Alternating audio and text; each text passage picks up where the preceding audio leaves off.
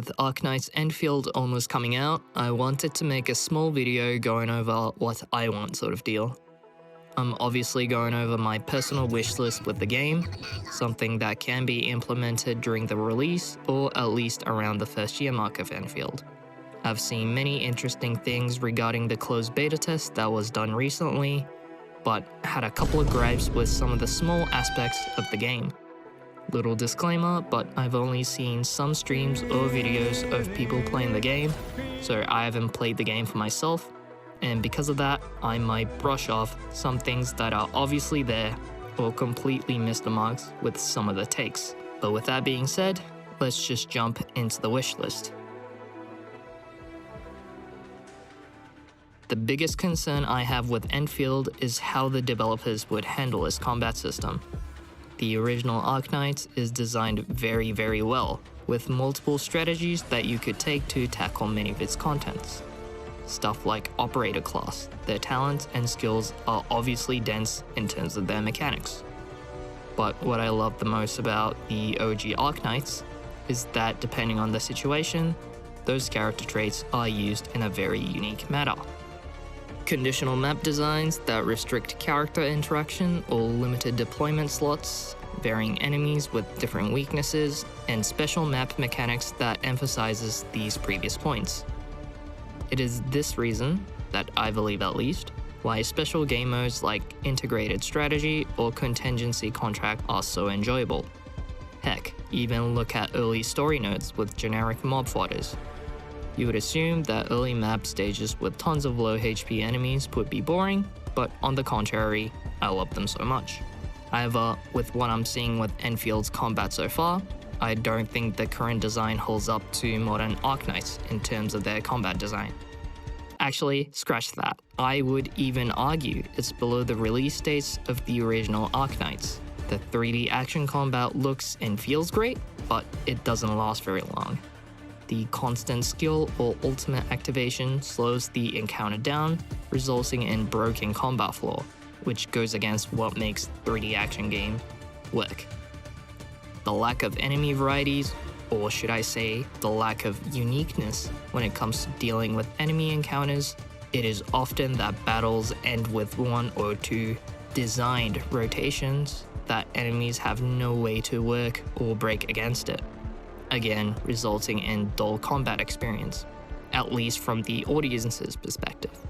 Another point I want to bring up is the lackluster environment. Yes, they are very gorgeous to look at, and I am personally excited to explore them. But when you consider them as a gameplay component, it is very sad to see that interaction is gone. The environment all plays the same. There's no gimmicks or simple interaction with it that makes you feel like you are using or taking advantage of the stuff around you. The improvements that I can think of right now are to 1. Put out more interactive enemies, 2. Have something unique in the field, and 3. Keeping that strategy vibe from original Arknights instead of solely copying what's being trendy in recent games. Now let's talk about the story. We now know that Arknights Endfield will be taking a different story approach from the traditional VN-like storytelling, and instead going more of cinematic approach. I would personally hate to see the more complex and heavy characterization disappear due to this shift, but there are ways you can mitigate its effects. I would love to see the story release its content similarly to the old-fashioned gachas, where the story progresses through chapter to chapter instead of patched versions. If the Endfield story was structured similarly to other open-world gacha games, it will distill to characters and story in the main quests. Not only that, I believe it would emphasize the glorified advertisement aspect in the story with very little benefit. In most of the popular gacha games, the story quest typically involves 1 or 2 banner characters and their story within the new area, ignoring the rest of the previously established cast and their involvements within the story. This absolutely destroys the connective narrative between chapter to chapter, and it does this while having character glazing left, right, and center. Similarly, the Endmin glazing issue would probably be higher as they move along with the story, with multiple characters just being in complete trust of Endmin without them slowly being interested in the MC. I personally don't care too much about the main character glaze. I mean, look at the original Arknights, which have many characters glazing Doctor without much reason. However, it will be a problem if the only character type they have in Endfield is going to be the main character glazer. There should be a small group of characters that straight up hates you. It doesn't mean they cannot like the Endman for the entire duration of the main story, but there should be some character development when it comes to warming up to Endman. Another point I want to bring up is the factions in Endfield. One of the reasons why I love the original Arknights stories and lore is because of its factions. There are multiple groups, organizations, and countries that have very different beliefs, ideals, and their involvements within the story. Even during the prologue or early chapters in Arknights, the factions were established to be complex, not so black and white, and we saw the effects of what each group can influence to the rest of the group. I don't think this was achieved through the early Enfield story. It had a promising start, some interesting ideas as well, but it lacked that internal and external politics and a strong image of factions. I would love to see more key players from many groups like Landbreakers and keep developing them just like how a good story should. Now, probably the most contentious part of the video, the factories. I have not much to say about the factories other than it should have more functions within the gameplay. With what we have currently, the main purpose of factories is to produce goods and make some progression throughout the story. I do not have a problem with this approach, though I think some aspects can be improved a lot. I think there should be more things you can do with the factory system outside of the resource gathering mechanics. From what I know so far, some stuff like zip lines are the only factory adjacent item that is related to exploration. Similarly, defensive towers can be used to make your lives easy when you are grinding in a battle, but not much depth can be seen from these simple interactions. There should be more stuff like this in the game to promote the factory system even more. Imagine constructing a road that lets you use vehicles or other methods of transport for exploration, building a gigantic staircase on a side of the mountain to alter the terrain, or heck, even buildable item within the combat that lets you build safe spots, or even counter enemy actions. Now on to some smaller stuff. I want to see the events in the form of an extension to the main gameplay loop. I hate the current gacha trend of pumping out minigames that does not involve any aspect of the main game itself.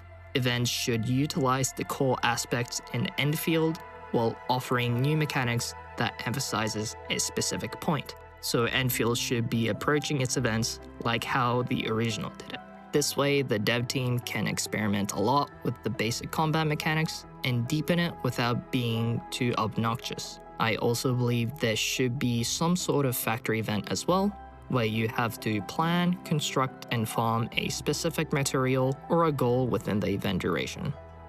This pushes Enfield's factory mechanics more, and that's always welcome in my book. Something like a PvP factory build-up or efficiency contest would be unheard of, but it's something very unique and it'll fit into Endfield very well. As an old gacha player, I would hope that Arknights Endfield would implement an endgame grind of sorts. I'm not counting that RNG ball materia looking ass. There should be no RNG in gacha grinds ever. Stuff like skill mastery or modules on crack would be great, but I hope they'll be adding similar stuff to FGO's grailing system. This system allows any character to go beyond their level caps, enhancing not only the character strength, but signifying that grailed characters are special to you and you only.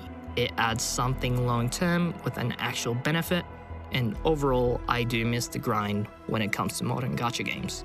Monetization aspects are not the worst, but they are a significant downgrade from the original Arknights. Gacha is straight up worse, the additional weapons are pointless, and limiting some important items like the vouchers to paid tiers of Battle Pass is stupid. I know companies need to make their money, but lowering down what made the OG Arknights so unique and likable is very sad to see. I would still love for it to be improved on the release, but it's not something as game-breaking as the main game itself or the story. I would love to see more returning characters, but they should play a bigger role in the story. This should happen in terms of expanding the Arknights universe and connecting the both games together. I would obviously be interested in seeing Monster, Emiya, and other key characters, but personally, I would love to see these three make a comeback.